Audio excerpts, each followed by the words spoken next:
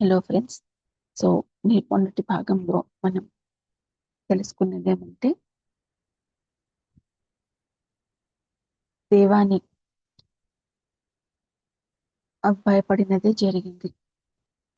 So తనకు ఏదైతే భయం వచ్చిందో పాప చనిపోతుందేమో, తనకేమైనా అవుతుందేమో అన్న భయమే నిజమైంది. సచి తన పాప పాము కాటుకు చనిపోవడం జరిగింది. ఇంకా రోజులు గడుస్తున్నాయి. ఆమె బాధకు అంతే లేదు. చివరికి ఒక కళ వచ్చింది. ఆ కళలో తనకు తన సవతి అను పడుతున్న బాధ కనిపించింది. ఇంకా అప్పటి నుండి ఇంకా మొత్తం మారిపోయింది. ఎందుకు అంటే తను ప్రామిస్ చేసింది అను తన సవతికి. సవతి ఏం చెప్పిందంటే, సరే నేను పాపని అడవికి పంపించనులే, చూసుకుంటానులే, నువ్వు వెళ్ళు అని మన దేవానికి చెప్పింది. కానీ తను పనులు బిజీ ఉండడం వల్ల పాప తనకు తెలియకుండా అడవికి వెళ్ళడము, ఇంకా తనకు తెలిసేలోపు బయటకు వచ్చి చూద్దామా అంటే ఈమె అనుకు అడవిలోకి వెళ్ళి వెతకాలంటే భయం. సో కాబట్టి తను అడవిలోకి వెళ్ళలేదు. అమ్మాయి ఇంకా అడవిలోకి వెళ్ళిపోయింది. సో తను ప్రామిస్ చేసింది పాపను కాపాడుతానని, చూసుకుంటానులే, అడవికి పంపేనులే అనేది. కానీ ఆ పాప అడవికి వెళ్ళడం, పాము కాటుకు చనిపోవడం జరిగిందని, నా వల్లే నా బిడ్డ చనిపోయింది అనే బోల్డంత దుఃఖంలో అను ఉండిపోయింది. ఆ కళ వచ్చేంత వరకు దేవానికి తన బాధ ఒకటే కనిపించేది. కానీ ఆ కళ వచ్చిన తర్వాత అను యొక్క బాధ అతనికి తెలిసింది. ఇంకా మొత్తం మారిపోయింది. తన దృష్టి అంతా అను మీదే వచ్చేసింది. తన బాధ పూర్తిగా మర్చిపోయింది దేవాని. సో తన బాధ సెకండ్ అయిపోయింది. ఫస్ట్ ఈ తల్లి మీద దృష్టి వచ్చింది, అను మీద దృష్టి వచ్చింది. ఎవరైతే తన బిడ్డను పోగొట్టుకుందో తనే ఫస్ట్ ప్రిఫరెన్స్ అయింది. సో ఈ క్రమంలో ఏమైందంటే తన భర్త మీద దృష్టి కూడా తగ్గిపోయింది అనమాట. సో అక్కడ తండ్రి, ఆ బిడ్డ యొక్క సచి యొక్క తండ్రి కూడా ఎంతో పుట్టడి బాధలో మునిగిపోయాడు. సో వెనక తిరిగి చూసుకుంటే తను మన దేవాని ఈ ఇంత కష్టతరమైన అనుభవానికి అనుభవం పొందడం ఎందుకు జరిగింది అవన్నీ చూసుకునేది అనమాట. తిరిగి చూసుకుంటే తను ఈ కష్టతరమైన అనుభవానికి తడబడ్డము, తనకు ప్రియమైన వాళ్ళని పోగొట్టుకోవడము, ఒక బిడ్డని పోగొట్టుకోవడము, ఆ బిడ్డ పైలోకాలకి వెళ్ళడము, ఉన్నతమైన లోకాలకి వెళ్ళడము, ఇవన్నీ జరిగే క్రమంలో నేను ఒంటరిగా లేను, నా పక్కన నా దేవి ఉంది. నేను నా దేవిని నన్ను రీచ్ అవ్వకుండా బ్లాక్ చేసుకున్నా. నా దుఃఖం వలన నా దేవి పక్కన ఉన్నా నేను కనెక్ట్ అవ్వలేకపోయినా. ఆ తల్లి నాకు రీచ్ అవ్వలేకపోయింది. ఆ దేవి నాకు రీచ్ అవ్వలేకపోయింది. ఎందుకంటే నేను ఆ పుట్టడి దుఃఖంలో ఒంటరిగా ఉండిపోయాను కాబట్టి. తర్వాత ఆ దేవే నా దగ్గరకు వచ్చి నన్ను నా దుఃఖం నుండి బయటకు తీసుకొచ్చింది. నా దుఃఖం నుండి బయటకు వచ్చేటట్టు నాకు సహాయం చేసింది. అప్పుడు నా లోపల ఉన్న వాయిస్ ఆ దేవిని ఏమిందంటే తల్లి అయింది. అంతవరకు ఒక దేవి నాకు కనెక్టెడ్ ఉంది. ఒక దేవి నాకు కలలో కనిపిస్తుంది, నా కిన్నెరలో కనెక్ట్ అవుతుంది, ఒక దేవత కనెక్ట్ అయి ఉంది అని అనుకునేదాన్ని. అని ఎప్పుడైతే నన్ను ఆ బాధ నుండి బయటకు రావడానికి సహాయం చేసిందో నా అంతరాత్మ ఆ దేవిని అమ్మా అని పిలవసాగింది, ఆ తల్లి అని పిలవసాగింది. తను ఇంకా అప్పటి నుండి నాకు ఒక తల్లి అయిందనమాట ఆ దేవి, విశ్వమాత. సో నా అంతరంగం తనతో మళ్ళీ ఇంకొకసారి కనెక్ట్ అయి ఉంది.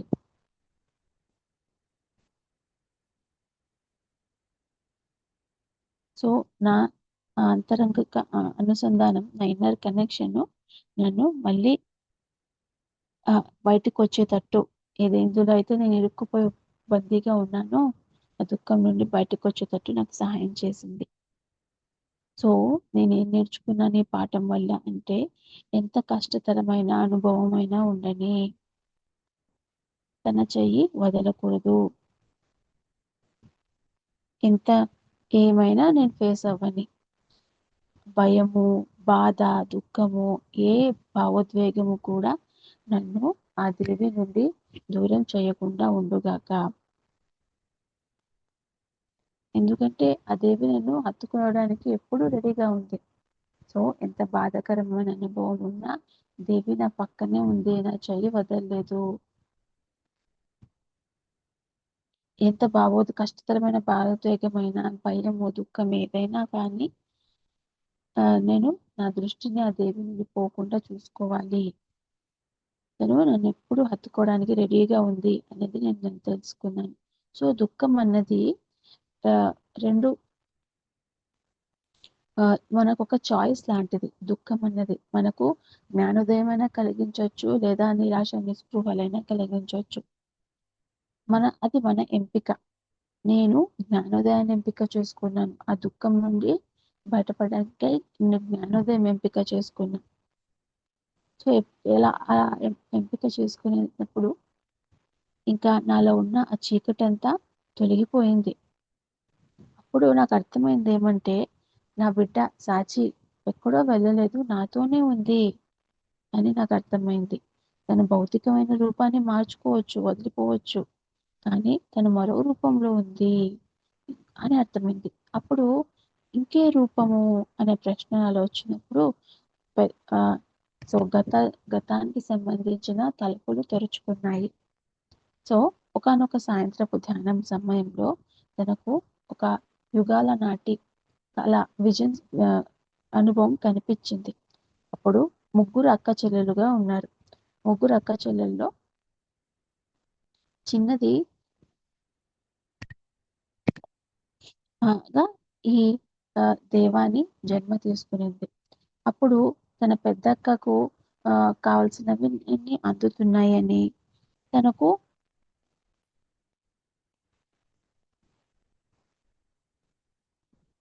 తను అందంగా ఉంది, స్మార్ట్ గా ఉంది, తనకు అందరూ ఇష్టపడుతున్నారు ఫ్యామిలీలో అని ఈ దేవానికి ఆ జన్మలో అసూయ అనేది మొదలైంది చిన్నప్పటి నుంచి. సో తను ఏం కావాలి అనుకున్నా అవన్నీ తన పెద్దక్క కందేవని తనలో అసూయ రగిలిపోతూ ఉండేది. సో ఇద్దరి మధ్యలో ఇంకొక ఉండేది. ముగ్గురు అక్క చెల్లెలు కదా, సో పెద్ద అక్క మీద అసూయ ఉండేది. ఈ రెండో అక్క మాత్రం ఇద్దరికి ఫ్రెండ్షిప్ చేయడానికి ఎంతోగానో ప్రయత్నం చేసేది. తను ఇంకా పెద్దక్కకి చెప్పేది, నువ్వు చిన్నదానిపై కొంచెం కరుణతో ఉండు, ఆమెని పొగడు, ఆమె దగ్గర ఏమున్నాయో చూసుకో అని పొగడు అని అంటే, కానీ ఆ పెద్దక్క మాత్రం ఈమెని ఈ చిన్నదాన్ని దూరంగా ఉంచేది. ఎందుకంటే ఏం చేసినా ఈ చిన్నది కంప్లైంట్ చేస్తా ఉంది, తప్పు పడతా ఉంది అని తను దూరంగా ఉంచేది. సో దాన్ని చిన్న చెల్లెలు మరింత అపార్థం చేసుకుంది, ఈ అక్క నన్ను ఇంకా దూరం చేస్తుంది అని. సో ఏదైతే ఆనందకరమైన కుటుంబం ఉండాలో అది వెళ్ళి వివాదపరమైన కుటుంబంగా మారిపోయింది. సో నిజానికి నాకు ఆ పెద్దక్క అంటే ఇష్టం లే, కానీ ఆ పెద్దక్క నన్ను యాక్సెప్ట్ చేయాలి, నన్ను ప్రేమించాలి అని ఇలా ఆలోచించేదాన్ని. కానీ తను పెద్దక్క మాత్రం నేను ఇలా ఊకే అసూయపడుతున్నాను, గొడవలు పెట్టుకుంటున్నా అని నన్ను దూరంగా ఉంచేది. సో మా ఇద్దరి మధ్య ఆ పెద్దక్కకు నాకు మధ్యలో మాత్రం ఆ గోడ అలా పెరుగుతూ పోయింది.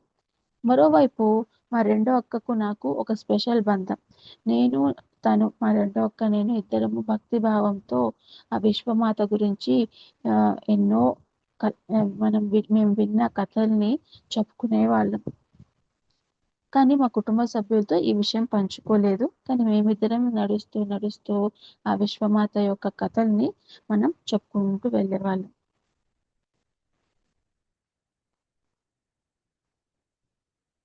సో నాకు తెలియకుండా నేను మా రెండో అక్కని నా వైపు ఆశించుకున్నాను. ఇంతలో నా వైపు రావాలని ఆశించుకున్నాను. పాపం మా రెండో అక్క మా ఇద్దరి మధ్యలో ఇరుక్కుపోయింది. తను మా ఇద్దరి మధ్యలో ప్రశాంతత తీసుకురావాలి, ఫ్రెండ్షిప్ మళ్ళీ తీసుకురావాలని ప్రయత్నిస్తూనే ఉంది. తను మా రెండో అక్క నాకు చెప్పేది, చూడు నువ్వు అసూయ పడుతున్నావు, నువ్వు దాని నుంచి బయటపడాలి అని అంటుంటే నేను ఆ పెద్దక్క మీదే చాడీలు చెప్పేదాన్ని, ఆ పెద్దక్క మీదే కంప్లైంట్లు చెప్పేదాన్ని. అప్పుడు ఆ రెండో అక్క అనేది, చూడు ఇది ఒకవైపు కాదు, ఒకవైపు తప్పు కాదు, నువ్వు నువ్వు ఆవిడని ఎప్పుడు అటాక్ చేస్తూ ఉన్నావు, అందుకే ఆమె నిన్ను దూరంగా ఉంచుతా ఉంది. ఇది నీ ఒకవైపు నుంచి కాదు, ఆమె ఒకవైపే తప్పు కాదు, మీ రెండు వైపులా తప్పు ఉంది. నువ్వు ఆమెను ఎప్పుడు చూసినా అటాక్ చేస్తూ ఉంటావు ప్రతి అవకాశానికి. సో అందుకే నిన్ను ఆమె దూరంగా ఉంచుతా ఉంది అని నాకు చెప్పింది. సో ఇది ఇలా చేయడం వల్ల ఆ నువ్వు ఆమెని దూరం చేసుకుంటున్నావు, నువ్వు ఆమెని జడ్జి చేయకూడదు, అక్కని పెద్ద అక్కని జడ్జి చేయకూడదు. నువ్వేం చెయ్యాలంటే ఆ నీ లోపలికి వెళ్ళి నీకు అసూయ కలిగించడానికి కారణం ఏంటో వెతుకోవాలి అని ఆ చెప్పగా, ఈమెకి అక్క చెప్పిన మాటలు అర్థమయ్యాయి. ఓకే, లోపల వెళ్ళి వెతకాలా, కానీ ఎలా వెతకాలి నేను అన్నది అర్థం కాలేదు. తను మొత్తానికి వీరి ముగ్గురు అక్క చెల్లెలు పెద్దవాళ్ళు అయ్యారు. రెండో అక్క ఏదో కారణం వల్ల సడన్ గా శరీరాన్ని వదిలేసింది. వాళ్ళిద్దరికి మొదలు ఫ్రెండ్షిప్ కుదిర్చి అక్క వెళ్ళిపోయింది. ఇంకా వీరిద్దరు ఏదో కారణం గుర్తులేదు, కానీ ఇద్దరు ఒకరినొకరు బ్లేమ్ చేసుకుంటూ వారి మధ్యలో ఈ పెద్ద అక్క ఈమె మన గత జన్మలోని దేవాని, వీరిద్దరి మధ్య దూరం అయితే బాగా పెరిగిపోయింది. ఆ ఆ పెద్ద అక్కతో ఎప్పుడు ఆ జన్మలో మాత్రం మళ్ళీ ఫ్రెండ్షిప్ తిరిగి చేసుకోలేదు. ఆ అలాగే ఆ తన రెండో అక్క వెళ్ళిన దుఃఖం నుంచి కూడా పూర్తిగా బయటపడలేదు. ఆ విధంగా ఆ జన్మ ముగించింది. ఆ తర్వాత నెక్స్ట్ జన్మలోకి చూసుకుంటే, నెక్స్ట్ జన్మలో ఎక్కడ కూడా ఆ రెండో అక్క కనిపించలే. కానీ కొన్ని జన్మల తర్వాత మళ్ళీ మార్గం కనిపించింది. ఆ ఆ అక్క రెండో అక్క ఏం చేసిందంటే, తను నెక్స్ట్ జన్మలన్నీ ఆ దేవికి ఎంతో భక్తురాలుగా దగ్గర అయింది. ఆ మహాదేవికి. తర్వాత తన గత జన్మ కర్మలన్నీ కడిగేసుకునింది. తన జన్మలో చివరి స్థితికి వచ్చింది అనమాట. కర్మలు కరిగించుకుని చివరి స్థితికి వచ్చింది. సో ఇంకా ఈ ఇద్దరు అక్కలు తిరిగి మళ్ళీ జన్మించబోతున్నారని, తమ ఆ పాతకాలం నాటి ఆ డిస్టర్బెన్స్ ని క్లియర్ చేసుకోబోతున్నారని చూసి, ఆ ఇద్దరు అక్కలు డిఫరెంట్ ఆత్మస్థితిలో ఉన్నారు, తిరిగి మళ్ళీ జన్మించబోతున్నారు అన్నది చూసి తను తమ ఏదైతే ఒక సంస్కారం ఉందో, గత జన్మల వాసన ఉందో, ఇద్దరి మధ్య ద్వేషం అనేది మళ్ళీ వాళ్ళు కలిసి పుట్టి మళ్ళీ కలిసి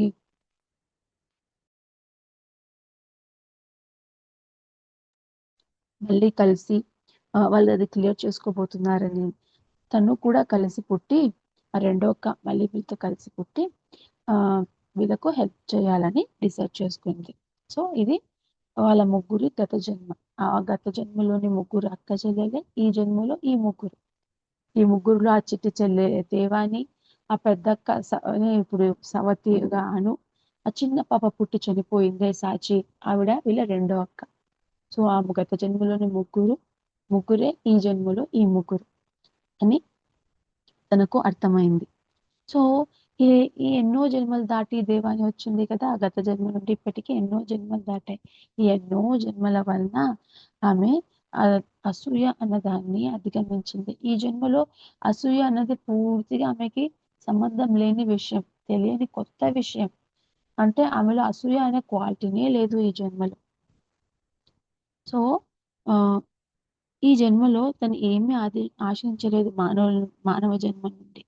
తను ఏమీ కోరుకోలేదు. అందము లేదు, బుద్ధి కాదు, తర్వాత ఇంకొకరికి ఫేవరెట్ గా ఉండాలని కోరిక కాదు. ఎందుకంటే ఇవన్నీ గత జన్మలో కోరుకుంది కదా.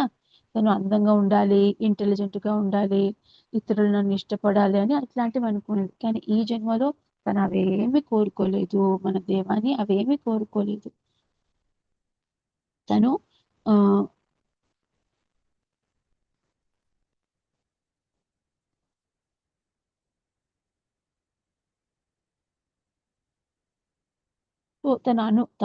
తన సవతి ఎవరైతే ఉందో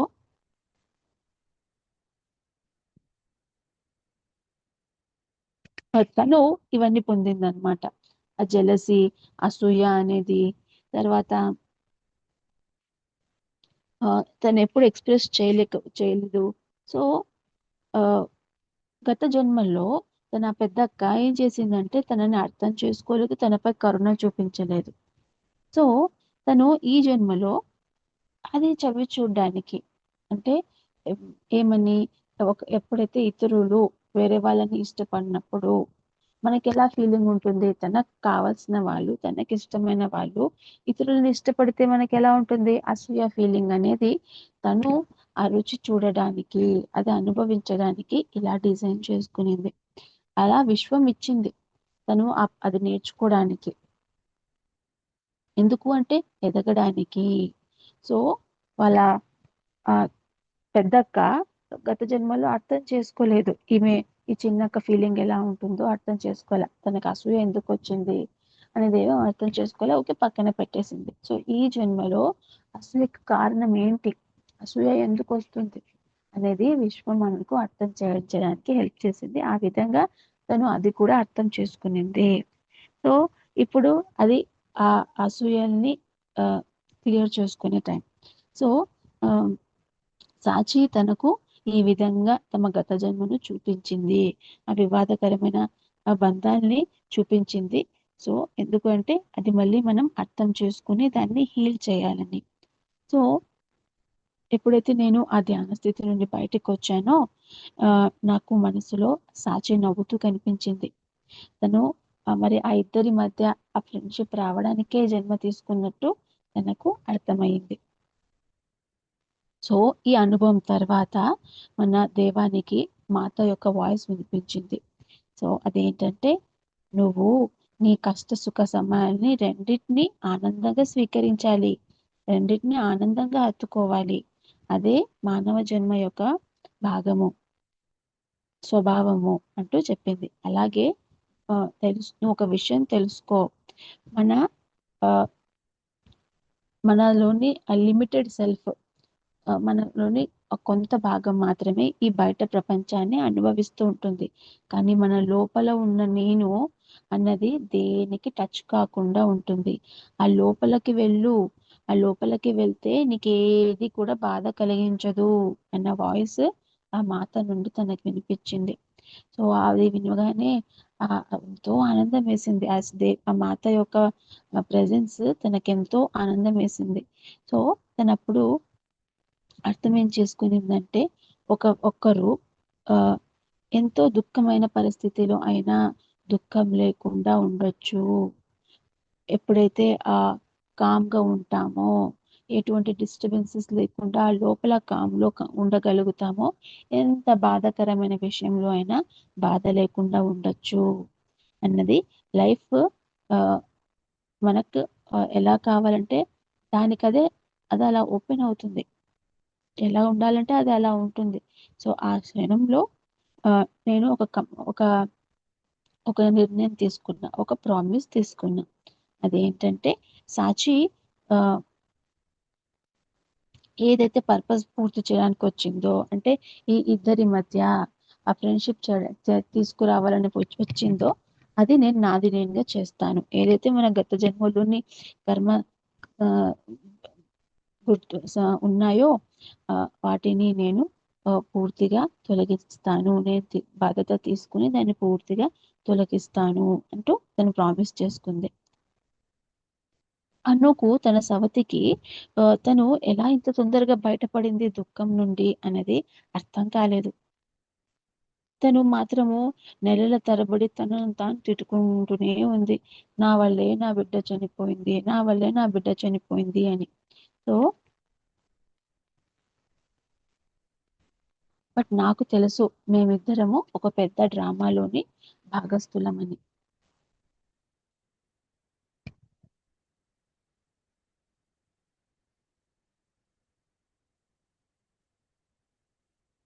సో నాకు అర్థమైంది ఏమంటే, నేను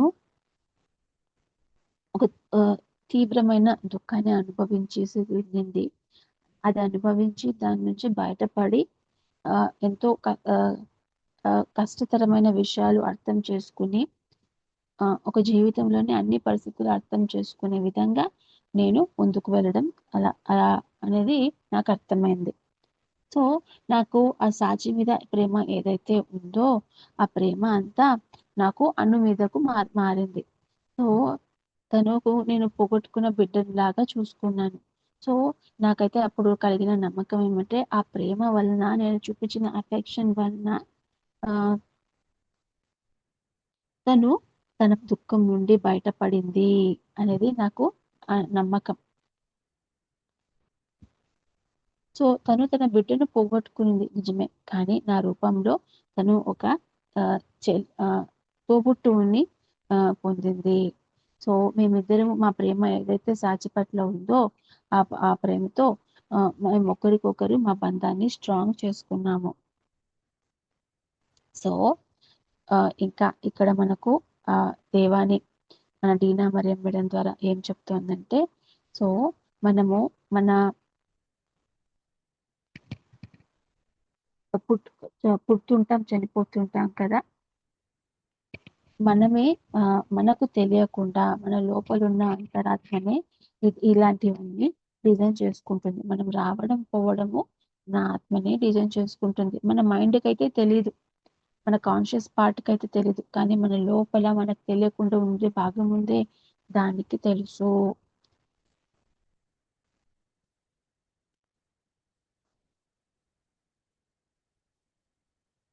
సో మన లోపల ఉన్న అంతరాత్మకు తెలుసు మనము దాన్ని ఎలా ఫుల్ఫిల్ చేసుకోవాలి, మన కర్మకు సంబంధించిన ఆ, ఆ, సంబంధించిన అన్ని ఎలా క్లియర్ చేసుకోవాలని మన అంతరాత్మకు తెలుసు.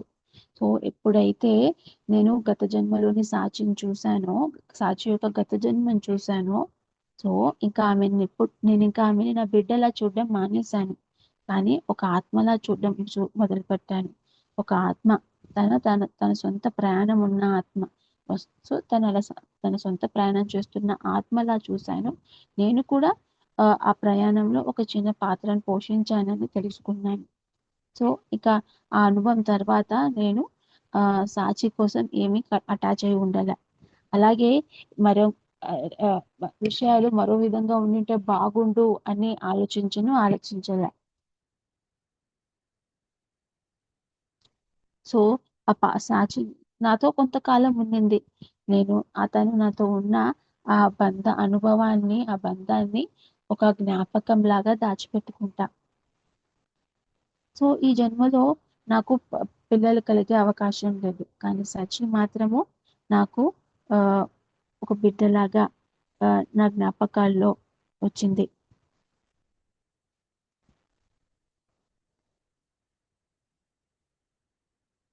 సో తను ఇచ్చిన జ్ఞాపకాలు మేమిద్దరము మా ఆత్మల్లో ఎప్పటికీ గుర్తుంచుకుంటాం. సో ఎవరైతే నేను ఎంతగానో ప్రేమించానో వాళ్ళు నాకు దూరం అయిపోయారు, కానీ నాకు దాని పట్ల ఎటువంటి చెడు బాధ కలిగించే ఫీలింగ్స్ లేవు. ఎందుకంటే నేను అర్థం చేసుకున్నా జీవితం ఎలా సాగాలో అలా సాగుతుంది అని. సో సచి నన్ను వదిలి వెళ్ళినప్పుడు తను ఒక చిన్న పాప. ఆ పాప నన్ను వదిలి వెళ్ళినప్పుడు నాలో ఉన్న ఏకైక బంధం, నాలో ఉన్న ఆ స్ట్రాంగ్ బంధం అన్నది తెగిపోయింది, వెళ్ళిపోయింది.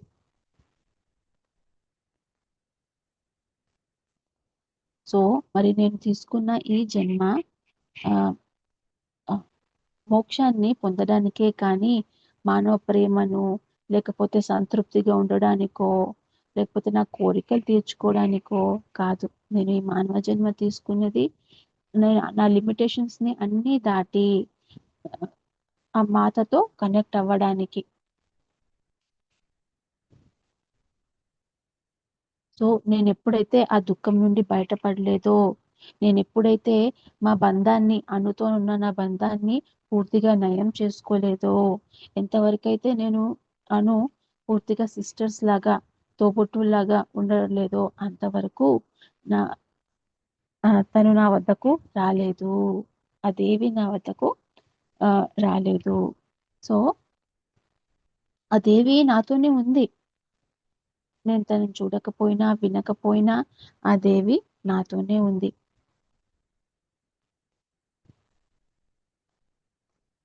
తను చేసిన ఆ ప్రామిస్, తను చెప్పింది కదా, ఆ పుట్టక ముందే మనం ఈ కథలోని స్టార్టింగ్ లోకి వెళ్తే దేవాని ఒక మాట చెప్తుంది, తనతో నేను ఎప్పటి నుంచో కలిసి ఉన్నాను, పుట్టక ముందు నుంచి కలిసి ఉన్నాను. నేను తల్లి గర్భం నుండి తల్లి గర్భంలోకి వచ్చే ముందు ఆ దేవి నాకు ఒక ప్రామిస్ చేసింది, నేను నీ వద్దకు వస్తాను, నువ్వు ఈ జన్మను ఆ ఆ, మోక్ష ఆఖరి జన్మని చేసుకుంటావు, మోక్షం పొందుతావు అని చెప్పిందిగా. సో అదే విధంగా తను నాతో ఉంది. ఆ ప్రామిస్ చేసినట్టే ఆ దేవి నాతో ఉంది. నేను తన్ని చూడకపోయినా వినకపోయినా తన ప్రామిస్ మాత్రం నా మైండ్ లో, నా నిద్రపోతున్న మైండ్ లో స్ట్రాంగ్ గా ఉండిపోయింది అంటూ ఈ కథను దేవాని ముగిస్తుంది. సో ఇందులో ఎన్నో గొప్ప విషయాలు మనం గమనించేవి ఉన్నాయి, నేర్చుకునేది ఉన్నాయి, తెలుసుకునేవి ఉన్నాయి. సో ముఖ్యంగా అద్భుతమైన విషయం ఏమంటే అనుసంధానం, ఇన్నర్తో అనుసంధానం కలిగి ఉండడం. అదెంతో అద్భుతమైన విషయం అనిపించింది. సో అందరికి కావాల్సింది, ఈ భూమి మీద పుట్టే ప్రతి మానవులకు కావాల్సింది అలాంటి ఇన్నర్తో కనెక్షన్ అని అనిపిస్తుంది. ఎందుకంటే అది ఉంటే చూడండి, ఎంత కష్టతరమైన పరిస్థితిలో అయినా దేవాన్ని దాటుకొచ్చింది. ఆ అసూయ తన సవతి తనపై ఎంత అసూయను చూపించినా తను బయటకు వచ్చేసి ధ్యానం చేసుకోవడం, తన ఆ సవతి మీద ఎటువంటి తిరిగి ద్వేషాన్ని ఇవ్వలేదు. తను ఫైటింగ్ చేయలే, తిరిగి ఫైట్ చేయలే. ఒక మామూలు వ్యక్తి అంటే ఒకరు ద్వేషం చూపిస్తుంటే తిరిగి ఫైట్ చేసి ఆ కర్మని పెంచుకుంటూ వెళ్తారు. కానీ ఆ ఇన్నర్ కనెక్షన్ వలన మా దేవాని తనని ఎంత కష్టతరమైన పరిస్థితుల్లో అయినా ధ్యానం చేసుకోవడం, ఏ నిర్ణయమైనా ఆ ఇన్నర్ తో కనెక్ట్ అయి నిర్ణయించుకోవడం. సో ఆ నిర్ణయాలు తీసుకోవడమైనా, ఎంతటి కష్టతరమైన పరిస్థితులైనా, తర్వాత బిడ్డ పోయినా కూడా ఆ ఇన్నర్ తో కనెక్ట్ అవ్వడము, ధ్యానంతో తనను తాను హీల్ చేసుకోవడము అన్నది ఎంతో అద్భుతమైన విషయం. సో మనందరికీ కూడా కావాల్సింది ఆ ఇన్నర్ తో కనెక్షన్, స్ట్రాంగ్ కనెక్షన్. సో మనం అందరం కూడా ధ్యానం బాగా చేసి మన అందరిలో ఆ ఇన్నర్ కనెక్షన్ ని మనం కూడా స్ట్రాంగ్ గా సాధించుకుందాం. సో ఇది ఈ కథలోని నాకు అనిపించిన పాయింట్. సో ఒక్కొక్కరికి ఒక్కొక్కటి మనసుకు తగిలి ఉండొచ్చు పాయింట్. సో ఇది ఫ్రెండ్స్, థ్యాంక్ యూ. మరొక స్టోరీతో మళ్ళీ కలుసుకుందాం.